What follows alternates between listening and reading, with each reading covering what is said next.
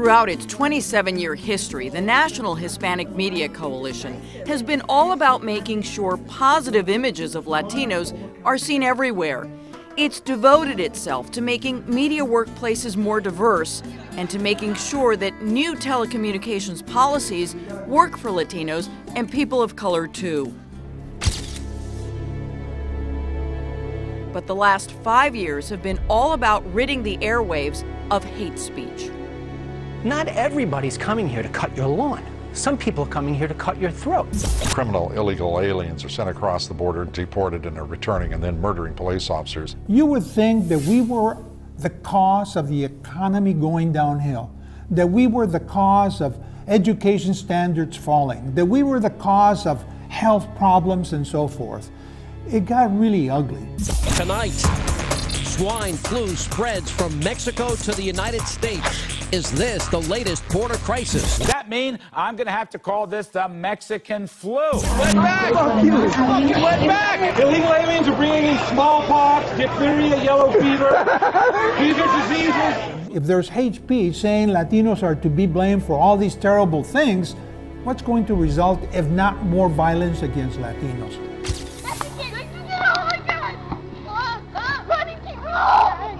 Are we supposed to kill these Mexicans or put them in jail? I don't know, just kill them anyway. Okay. Another look at our top story, the police beating of illegal aliens in Riverside County, California. At a time when hate crimes against Latinos have increased by almost 50% in California, so has the increase of hate groups nationwide, 84 of which reside in this state alone. The FBI reporting that there's been a 40% increase in hate crimes against the Hispanic population in the past 5 years. Freeing the airwaves of hate speech has been a big task, but the coalition's work has paid off with victory. A 2-year campaign waged with the partnership of GLAAD and the backing of dozens of groups, the Spanish-language KRCA talk show, José Luis Sin Censura, was permanently forced off the air. It was a show that had encouraged again and again nudity, violence, profanity, and sexual and homophobic slurs.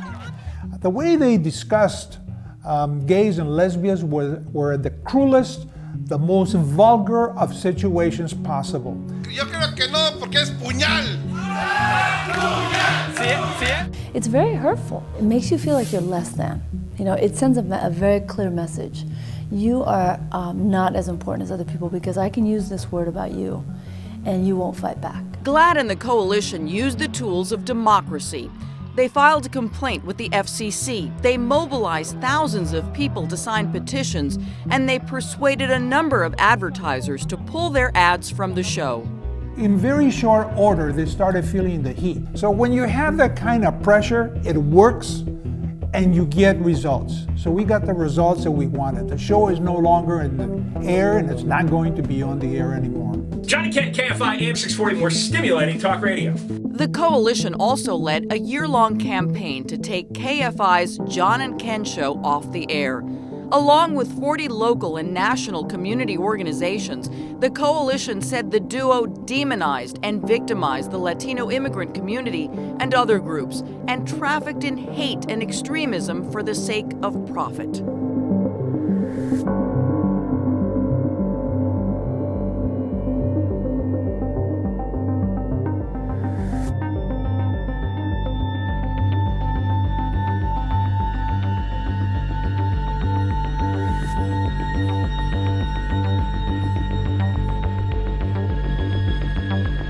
Those are the voices that are mean. Those are the voices that are prejudicial, discriminatory. And because we're such a stupid bunch of morons in this country, we don't want to judge, we don't want to criticize the culture, we have to be tolerant and understanding. Oh, F this! They are, in my view, fakes, posers, provocateurs, who will say anything and do anything to whip up anger, to portend outrage, and to get and keep listeners and to make money.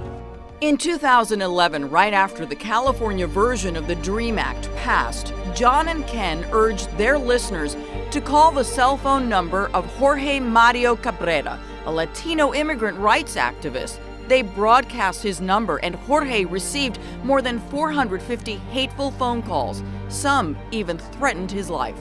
You illegal immigrant piece of shit motherfucker. We will do everything to fight you motherfuckers, and you're all dead. You're all motherfucking dead. So we decided that's enough. And, you know, wherever they would go, we would be right there to make sure that people knew of their record and the terrible way they were treating communities of colors. There's a lot of like Korean painter scam guys. There's certain cultures that become involved in certain lines of work, and they bring and their... the word spreads that they can rip people off like you. Exactly right. That kind of generalization about our ethnic group is just not acceptable. It's offensive. John Ken off the air! John Ken off the air! John Ken! Just creates more hatred, more misunderstanding, more problems. With their local and national allies, the coalition mobilized and got more than 16,000 names on petitions, persuaded 45 advertisers to drop the show, and protested the entire KFI station. John and Ken! Stop the hate! John and Ken! Stop the hate! John and Ken! Stop the hate! We got John and Ken to drop all that prejudicial, discriminatory descriptions of the Latino community. I mean, we've tamed them down. The same kind of pressure persuaded the management at KTLA to pull its daily segment, Driving It Home with John and Ken. The NHMC is lying and using intimidation to try to force us off the air. That's cheap and sneaky. We do not target groups based on race, ethnicity, or religion. Calling us hate radio is an ugly and nasty lie. KFI and John and Ken, first and foremost, is hate radio. Who were they kidding? The evidence is there, it is compelling, it speaks for itself.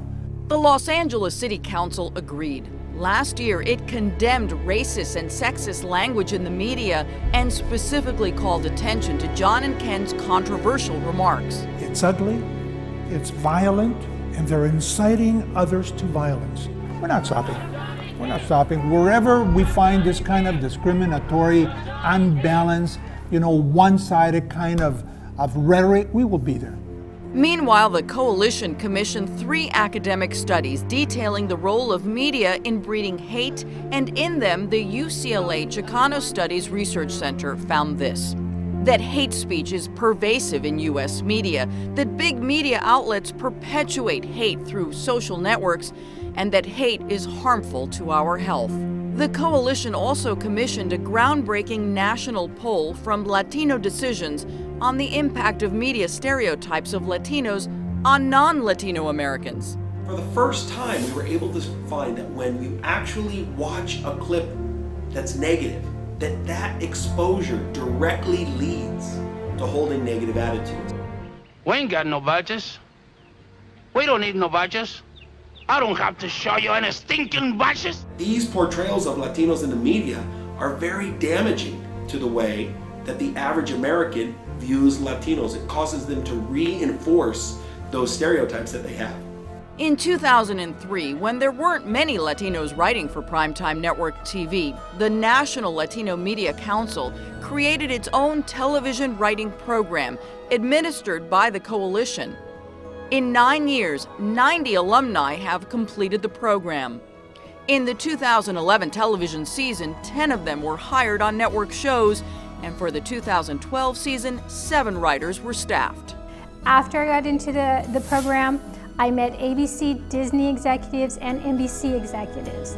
The next year, I got into the Disney writing program. The following year after that, I got my own pilot at ABC Family. All of that is a direct link to being part of the National Hispanic Media Coalition workshop. Coalition was just instrumental insofar as they facilitated my exposure to the ABC Disney executives. So that when I interviewed for that program, I wasn't so intimidated. They knew me, they knew my work, and I got the word from ABC Disney that I was selected for their programming. It really did kind of change my life. Why is it important? Because there are voices.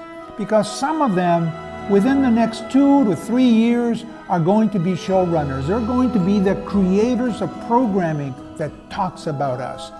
Despite the racially charged atmosphere American Latinos have experienced in years past, they are forging ahead with hope for equality and justice, just like the National Hispanic Media Coalition that has been helping to make that possible. And why? Because we want our youth to have the opportunities that our grandparents and our parents were denied.